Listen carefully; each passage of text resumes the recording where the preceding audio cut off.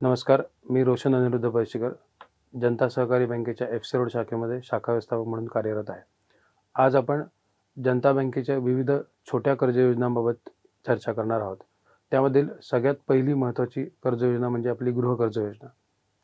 गृहकर्जासाठी आपण एलिजिबिलिटी बघितली तर इंडिव्हिज्युअल खातेदारांना आपण गृहकर्ज देत असतो. यामध्ये नोकरदार तसेच व्यावसायिक दोघांसाठी देखील आपण गृहकर्ज देत असतो.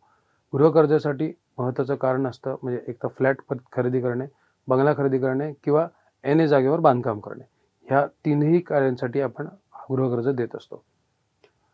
गृहकर्जासाठी आपण ॲग्रीमेंट कॉस्ट आणि GST हिच्या 85% कर्ज देत असतो, म्हणजे 15% मार्जिन ठेवत असतो. त्याचप्रमाणे गृहकर्जासाठी जर आपण जॉईंट ॲग्रीमेंट असेल तर स्वतंत्र जामीनदाराची आपल्याला आवश्यकता नसते. मूळ गृहकर्जासाठी आपण 240 महिने जास्तीत जास्त मुदतीकरता गृहकर्ज देऊ शकतो. त्यामध्ये 18 महिन्याचा आपण जास्तीत जास्त ड्राय पिरियड देत असतो.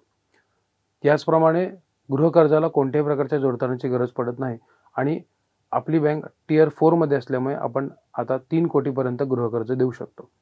याचप्रमाणे दुसरं प्रॉडक्ट जे येतं ते येतं वाहन कर्ज. वाहन कर्जामध्ये मुख्यत्वे इंडिव्हिज्युअल वापराची वाहने आणि दुचाकी असे 2 प्रकार येतात. त्याच्यामध्ये इंडिव्हिज्युअल वापरासाठी जे आपण वाहन कर्ज देतो त्यामध्ये आपण व्यक्ती तसेच संस्था म्हणजेच private limited company, LLP, partnership यांना देखील दुचाकी आणि चारचाकी असे दोन्ही कर्ज देऊ शकतो. या दोन्हीसाठी सगळ्यात महत्त्वाचं कारण म्हणजे दुचाकीसाठी दुचाकी खरेदी करणे आणि वाहनासाठी वाहन खरेदी ह्या कारणासाठी आपण कर्ज देत असतो. दोन्ही केसेसमध्ये आपल्या मार्जिनचा विचार केला तर आपली जी एक showroom cost plus RTO plus insurance या तिन्हीच्या 90% आपण कर्ज देत असतो. 10% ओन स्टेक मार्जिन हा कस्टमरला स्वतः भरायला लागतो. आपल्याला वाहन कर्जामध्ये ड्राय पिरियड दिला जात नाही. वाहन कर्जाची एकूण जास्तीत जास्त मुदत जर वाहन EV असेल तर चारचाकीसाठी आपण 60 महिने कालावधी देतो व इतर सर्व वाहनांसाठी 84 महिने कालावधी देतो. त्याचप्रमाणे दुचाकीमध्ये जास्तीत जास्त कालावधी हा 84 महिन्याचा आहे, परंतु EV दुचाकी असेल तर तो जास्तीत जास्त 36 महिन्याचा राहील. यामध्ये मुख्य तारण हे आपण खरेदी करत असलेले वाहनच आपण घेत असतो. दोन्ही प्रकारच्या म्हणजे दुचाकी आणि चारचाकी या दोन्ही वाहनांकरता आपल्याला जोडताना आवश्यक नाही. याचप्रमाणे एक महत्त्वाचं प्रॉडक्ट येतं ते म्हणजे शैक्षणिक कर्ज. आज प्रत्येकाच्या आयुष्यात ह्या कर्जाची कधी ना कधीतरी गरज पडत असते. आता ह्या कर्जासाठी पात्र व्यक्ती कोणता? अर्थातच वैयक्तिक ज्या व्यक्तीला शिक्षण घ्यायचं आहे ती व्यक्ती यासाठी पात्र असते. आता याच्यामध्ये देशात आणि विदेशात दोन्हीकडे शिक्षणासाठी आपण कर्ज देत असतो. एज्युकेशन लोनमध्ये आपण 4 लाखापर्यंत कोणत्याही प्रकारचं मार्जिन घेत नाही. त्याच्यापुढे 1 कोटीपर्यंत आपण 5% मार्जिन घेत असतो. आपल्याला जर एज्युकेशन लोनसाठी जे पॅरेंट्स आहेत त्यांना सहकर्जदार किंवा आपण जामीनदार म्हणून घेत असतो, त्यामुळे स्वतंत्र वेगळ्या जामीनदाराची आपल्याला गरज पडत नाही. ह्याच्यामध्ये कोणत्याही प्रकारचे मुख्य तारण घेतले जात नाही. 4 लाखापर्यंत आपण जोडतारणही घेत नाही. 4 लाख ते 10 लाखापर्यंत साधारण 65%, 10 लाख ते 20 लाखापर्यंत 80% आणि 20 लाखापासून 1 कोटीपर्यंत आपण 100% कोलॅटरल सिक्युरिटी घेत असतो. आता कमाल मर्यादेचा जर विचार केला तर आपण शैक्षणिक कर्ज जास्तीत जास्त 15 वर्ष मुदतीकरता देत आहेत. त्याच्यामध्ये ड्राय पिरियड हा आपण 36 महिन्याचा देत असतो. आता ह्याच्याबरोबरच बँकेने एक वेगळ्या प्रकारचं प्रॉडक्ट आणलेलं आहे ज्याच्यामध्ये काही प्रोफेशनल व्यक्ती जे असतात की ज्यांची प्रोफेशनल क्वालिफिकेशन आहे तर त्यांना एक विशेष कर्ज योजना म्हणून आपण प्रो ग्रोथ म्हणून एक प्रॉडक्ट आहे. त्याच्या अंतर्गत आपण प्रोफेशनल जर बघितले तर CA, CS त्याचबरोबर कॉस्ट अकाउंटंट ह्यांना आपण त्याच्यामध्ये कर्ज देत असतो. त्यात काही नॉन प्रोफेशनली आपण घेतलेले आहेत म्हणजे टॅक्स कन्सल्टंट असतील किंवा त्याचबरोबर इन्शुरन्स एजंट असेल त्यांना देखील आपण अशा प्रकारचं प्रो ग्रोथ अंडर कर्ज देत असतो.